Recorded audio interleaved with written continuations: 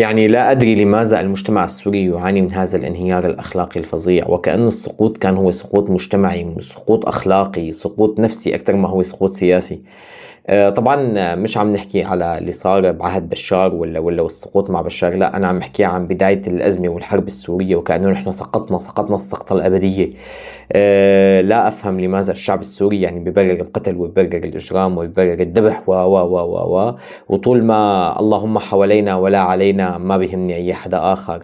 أنا ما عم أحسن استوعب كيف أنا ممكن أضحك على وفاة شاب لأنه من منطقة أخرى. ما عم أحسن أفهم كيف أنا ممكن أقول كذاب عن طفل مخطوف سمنان صار قد البغل. ما عم أفهم.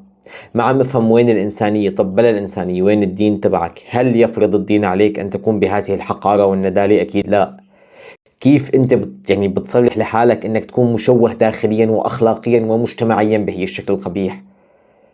ما عم أفهم كيف هذا المجتمع يلي كان بيوم من الأيام، أو قد يكون نحن مخطئين، هو من الأساس هيك، كيف كان مجتمع راقي محب مهذب تحول لمجتمع كاره مقت ناشر للكره والقرف والنجاسة.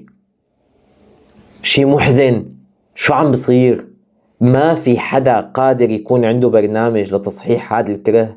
ما في حدا موجود اليوم على الأرض السورية قادر يبني بلد بتجمع الكل وبيكون الحب أساسا. ليش الكره هو الأساس؟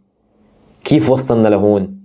محزن، عن جد محزن هذا الشيء.